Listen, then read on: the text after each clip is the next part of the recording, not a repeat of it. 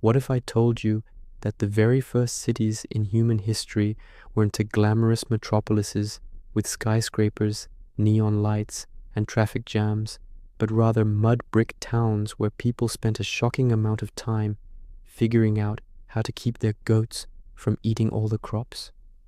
Welcome to Mesopotamia, the land between two rivers, where human civilization took its first big leap into city life.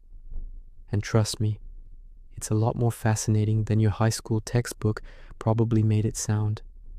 Before we dive in, take a second to hit that like button, subscribe if you want more chill history deep dives, and drop a comment telling me what time it is where you're rewatching and what corner of the world you retuning in from. I guarantee the ancient Mesopotamians would be loved to know who's awake at 3 a.m. scrolling history videos on YouTube. Alright, let's rewind the clock back about 6,000 years to the place historians like to call the Cradle of Civilization. So here's the setup. You've got the Tigris River on one side, the Euphrates on the other, and between them lies this incredibly fertile strip of land shaped like a crescent. Imagine Google Maps, but with way more mud and a lot fewer highways. This land was ridiculously good for farming compared to the harsher deserts all around it. The rivers would flood, not always on schedule, sometimes ruining everything. But when they calmed down, they left behind soil so rich that crops basically begged to grow there. Now, when people discovered they could plant wheat and barley instead of chasing deer all day, they suddenly had a steady food supply. And once you've got food security, things change fast. Villages that had been just clusters of huts became permanent. People didn't have to move around following herds. They could stay put, build, plan, and, most importantly, they had time to argue about property lines and taxes. And that's how humanity basically invented the neighborhood drama. But here's the kicker. Once you've got more food than your family needs, you can store it. Surplus grain meant you could support people who weren't farming. Enter specialization. Suddenly you had people who could focus on being potters, builders, priests, scribes, soldiers. The little clusters of huts grew into towns, and those towns grew into the world's first cities. The biggest celebrity of early Mesopotamian cities, Uruk. If Mesopotamia had a Hollywood, Uruk would have been the Brad Pitt of cities. Around 3000 BCE, Uruk may have been the largest city in the world, with tens of thousands of people crammed inside its mud brick walls. To put it in perspective, while most of humanity was still living in tiny villages, Uruk already had temples, workshops, districts, and a social hierarchy that basically invented the idea of urban problems. And it wasn't just Uruk. You had other big players like Eridu, Lagash. Each city was like a self-contained little kingdom, complete with its own gods, rulers, and rivalries. Honestly, Mesopotamia was like the original Game of Thrones, just with more irrigation canals and fewer dragons. So, what was life actually like inside these first cities? Let's start with housing. Most people lived in mud brick houses. If you're picturing glamorous palaces, slow down. We're talking practical, boxy, sun-dried mud structures. But hey, mud bricks were cheap, easy to make, and if your wall collapsed, congratulations. You've just got building material for tomorrow. In the center of many cities stood the ziggurat, a massive, pyramid-like temple. These things dominated the skyline like ancient skyscrapers. They weren't for living in, though. Ziggurats were religious monuments dedicated to the city's patron god. Imagine a giant stairway to heaven where priests climbed up to make offerings, sacrifices, and maybe sneak in a little gossip about which farmer hadn't paid his share of barley. They were like divine Wi-Fi towers, connecting the earth with the heavens, or at least that's how people thought of them. Now, picture the marketplace. Barley wasn't just food, it was currency. People traded everything from grain and livestock to textiles and tools. Merchants from faraway lands brought exotic goods, copper from Oman, lapis lazuli from Afghanistan, cedar wood from Lebanon. So even though you were living in a mud brick house, your jewelry could have traveled halfway across the known world. And yes, taxes existed. Shocking, I know. Rulers and temples demanded tribute in the form of grain, livestock, or labor. If you've ever complained about subscription fees, congratulations. You're basically continuing a Mesopotamian tradition.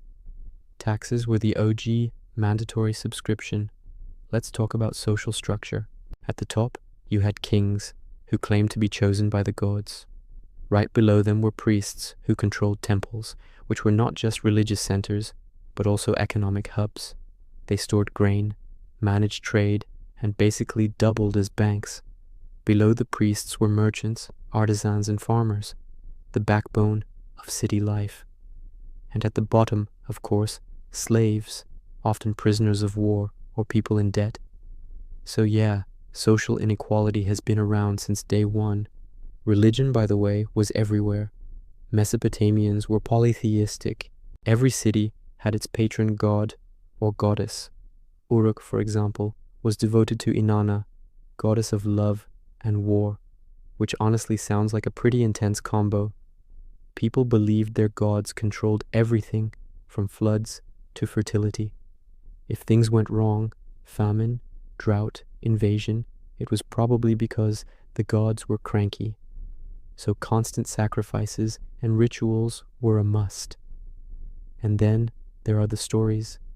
The Mesopotamians gave us the Epic of Gilgamesh, one of the oldest works of literature on the planet. It's got friendship, monsters, quests for immortality, basically the ancient blockbuster saga. And woven into it are reflections on mortality, legacy, and the human struggle.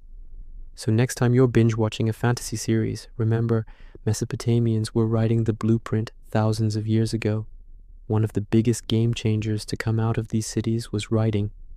Around 3200 BCE, Mesopotamians developed cuneiform, pressing wedge-shaped symbols into clay tablets. At first, it was all about record-keeping, how much grain was collected, who owed what. Imagine inventing writing, not for poetry, but for receipts. 1 sheep delivered, 2 jugs of beer outstanding. But eventually, writing expanded to cover laws, stories, prayers, contracts. Basically, Mesopotamians invented paperwork, and humanity's been stuck with it ever since. Speaking of paperwork, let's talk law. Hammurabi, king of Babylon, a bit later in Mesopotamian history, is famous for his code of laws. Carved into stone for everyone to see, it was like the original terms and conditions. Eye for an eye, tooth for a tooth, that kind of thing. Harsh, but also revolutionary, because it set the idea that laws should be written down and apply to everyone, not just whatever the king felt like on a Tuesday. But these early cities weren't just about laws and gods. They were also hotbeds of innovation. The wheel, Mesopotamia. Irrigation systems to channel river water into crops, Mesopotamia. Early mathematics and astronomy, Mesopotamia again. They even brewed beer, which, let's be honest, might have been their greatest contribution to humanity's social life. People gathered to drink beer the way we grab coffee today. Daily life wasn't all grand achievements, though. Floods could wipe out fields, droughts could starve entire cities, and rival city-states were constantly at war. 1 year you're planting barley, the next, your city's under siege. Mesopotamian kings spent as much time building armies as they did building temples. City walls weren't just decorative, they were essential. And honestly, if you're building walls around your neighborhood, that tells you something about the vibes. Still, despite the struggles, these cities laid down the blueprint for everything that came after. Urban planning, centralized authority, organized religion, codified laws, written records, long-distance trade, all of it has roots in ancient Mesopotamia. The way we structure our societies today owes an enormous debt to those mud brick streets between the Tigris and Euphrates. And that's the wild thing.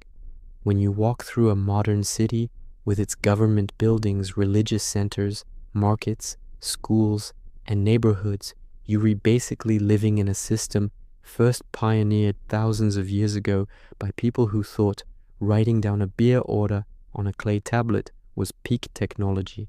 So, next time you're annoyed by traffic, bills, or bureaucracy, remember, we've been dealing with the same stuff since the very beginning. Civilization's perks come with civilization's headaches. The Mesopotamians were the first to find that out the hard way. And that, my friends, is a glimpse into the first cities of ancient Mesopotamia, places where humans first figured out how to live together in huge numbers, invent new ways of organizing life, and accidentally set the stage for every city we know today.